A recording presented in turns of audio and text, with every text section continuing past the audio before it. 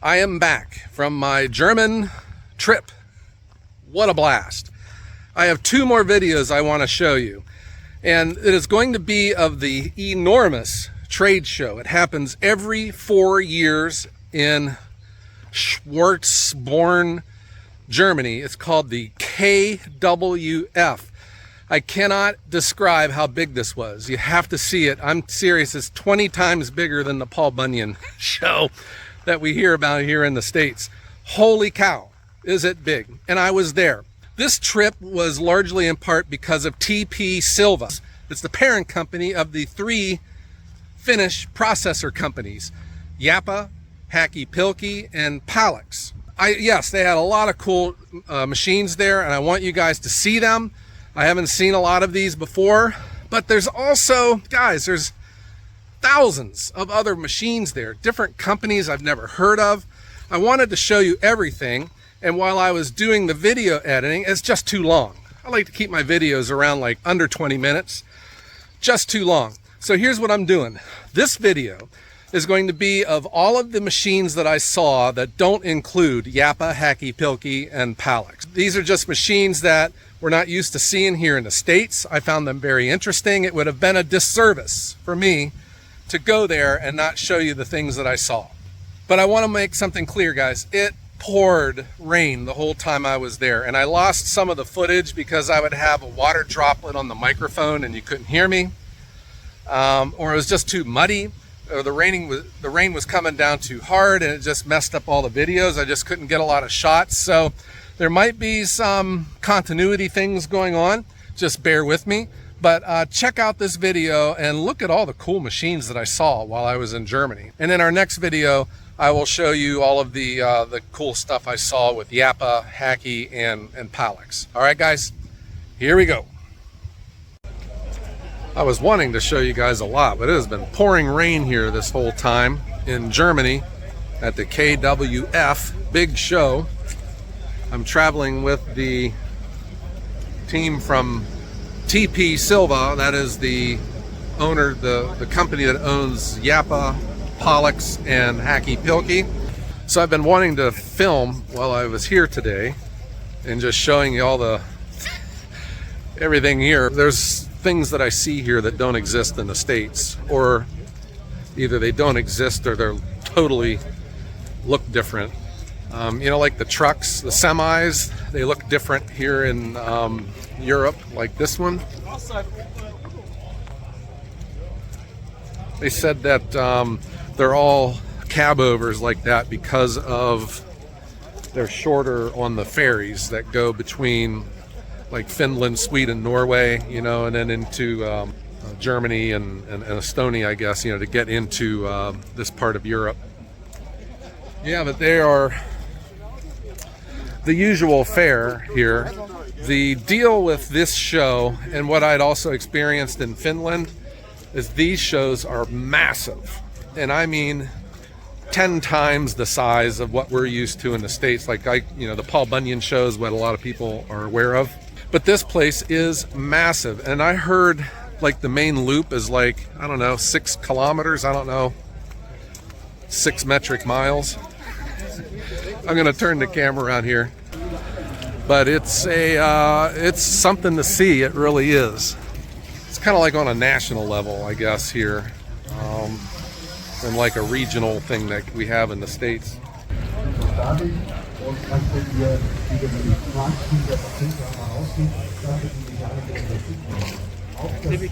And if you're wondering, has anyone recognized me here? The answer is yes. I've met a number of people here that recognize me from YouTube. I've spent a number of minutes with 3 gentlemen up at the Packfix tent that watch my videos. All right, here's some more. Just showing you what's going around here, guys. This is just a small section. It seems like a lot of the Firewood machines are in this area. They have, I'm walking up to this one area to show you.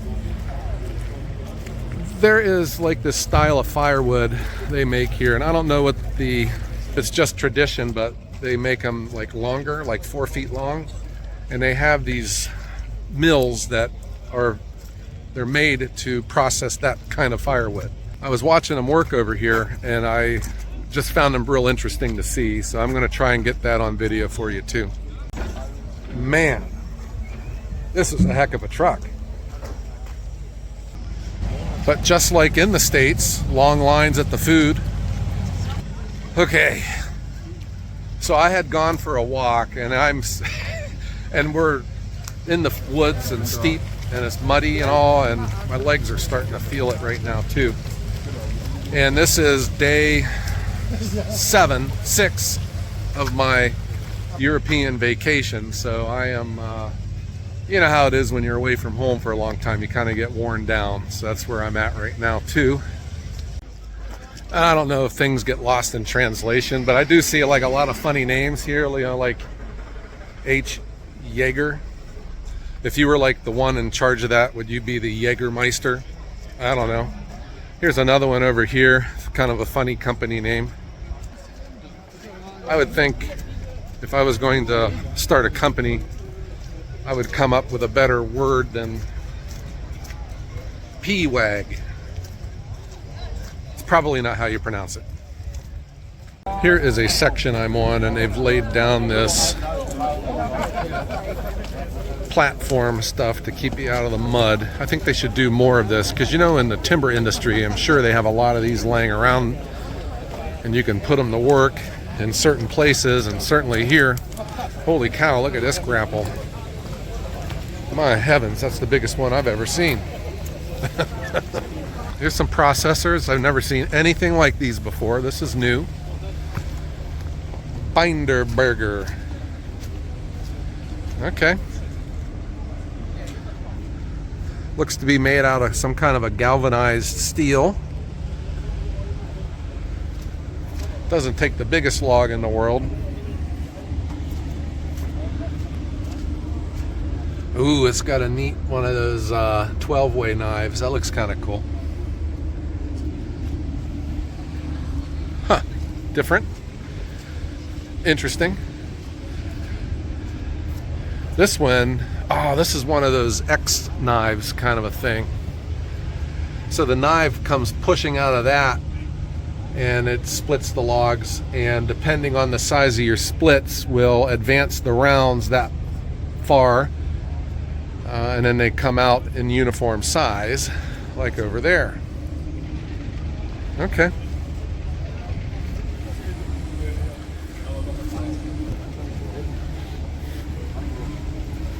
Binder burger. Here's a small log splitter.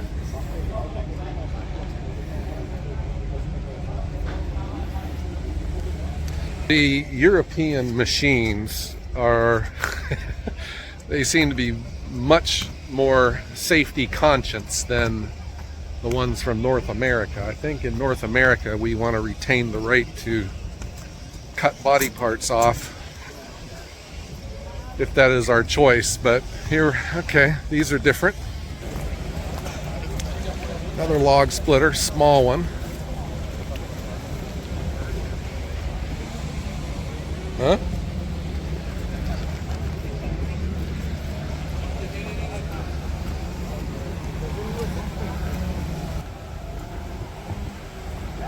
Okay.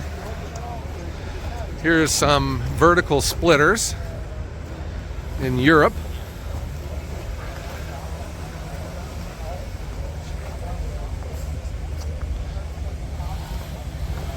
Okay, PTO power.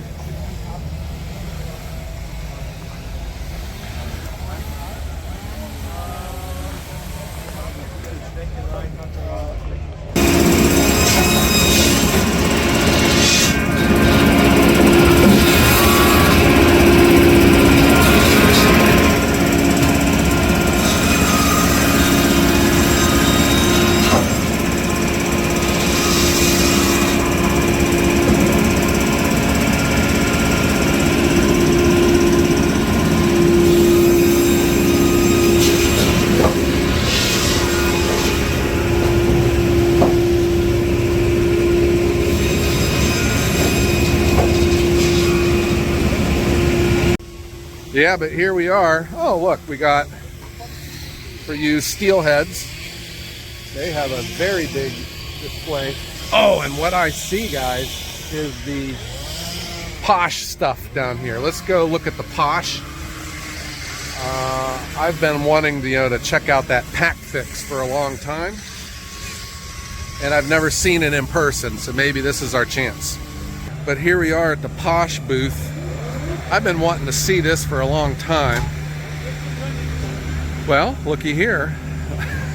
Here's a bagging station, huh?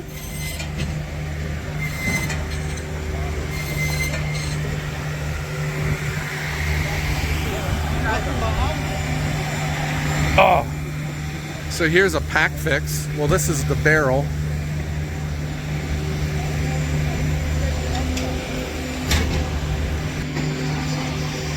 I have always been interested in these, but I don't know. I don't ever see them in the States. I've looked around, but I always believe, especially in machines, they should be easy to buy. And if they're not easy to buy, that's a clue, you know? Okay, here's a Packfix, guys. Here we go. Here we go. So the pallets here, the barrels here, it clamps onto this, and when this lifts, the netting goes around the firewood. Okay.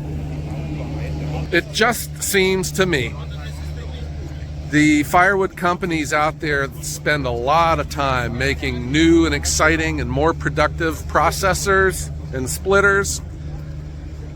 But the big thing that keeps getting missed is, what do you do with all of the splits? The bottleneck continues to be stacking and storing, and you know how I like to do my firewood. And it just seems to me something can be invented, like a stacking machine.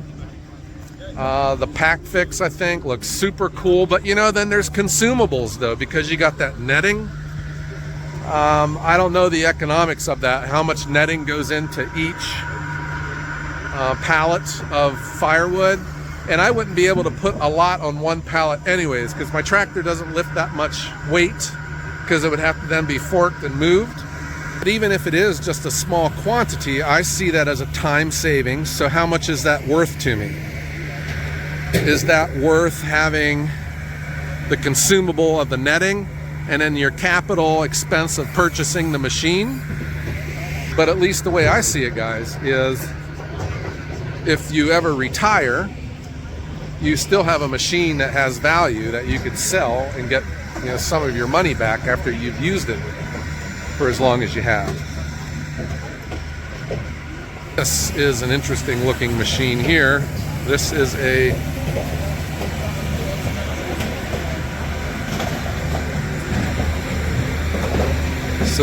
an interesting looking machine. This is that style of firewood I'm telling you about, where it's like at a longer length, and then it gets split down into shorter pieces, or skinnier pieces, and then they're cut down into the firewood. So here's these longer pieces, right? So I believe this machine makes this. Okay. And then they have other machines that you run those through, I think like this, and then it makes it into the shorter pieces of firewood. I have not seen Posh this close before. I've always been interested in them. They just look interesting, Okay, here's a vertical splitter, but the stroke is set so that it can split those longer pieces.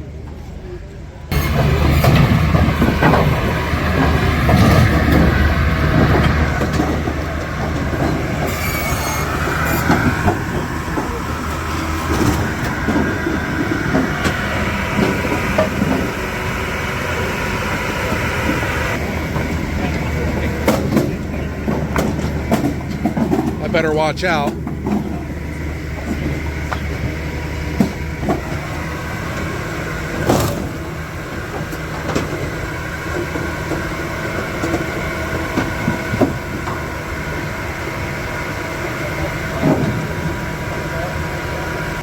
I don't know.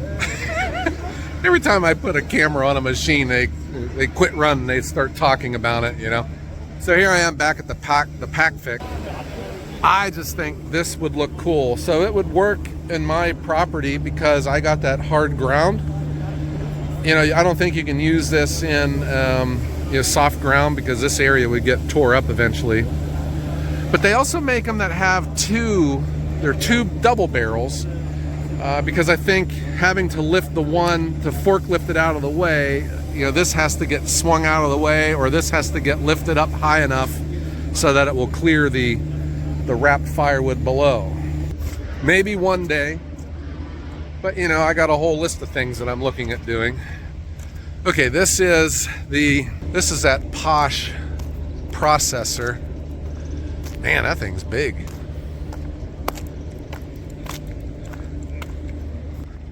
Some of the things about these styles, and then you see like those Pezolato machines, it's like they're just huge and massive and just spread out all over a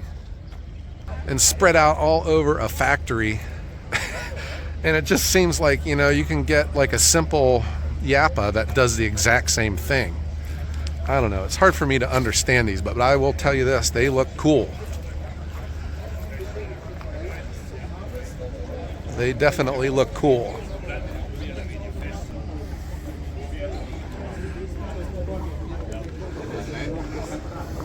If this video ends abruptly, it's because of the weather. I don't know. I guess it's never rains in Germany until I show up, you know. Ohio tends to rain wherever I show up, huh? I will show you here how big this place is. I just happened to see this. So this is some of the parking way out there. And I am not an expert of this area, but I happen to know that we are parked clear on the other side. So that is just showing you how big the parking area is and how many people are here. It is big. I have found a robust splitter. It is like a double perfect splitter. Goes out one end and goes out the other. Okay, log lift right here.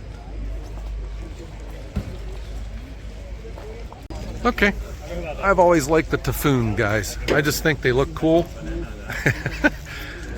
I like the color blue. I like the sound of their saw motor. And from what I've seen, they're very productive, pretty fast. I know our good friend Jeff the Logfather has one and he's happy with it. Okay, here you go. This is a, well, I guess it's the power pack. It's got an engine that goes on the back like this, pretty involved. Nice live deck. And that's feeding, oh wow, that's a big log going into that. Okay. Big oak.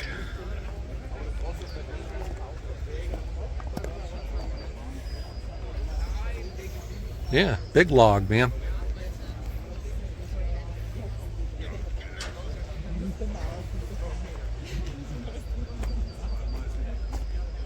And there you go. What a show. It was enormous. And I don't know if I was able to show that in the videos, you know, with the rain and everything else that was going on. I can't wait, you know, in a couple days where I can show you the second half of it, all of the other machines, the Packfix, the Hacky Pilky, and the Japa. And they got some really cool machines, and there was this one machine by Packfix. It blew me away, and I can't wait for you guys to see it, but you're gonna have to wait here in a few days. I'll bring it to you. All right, everyone, have a great day.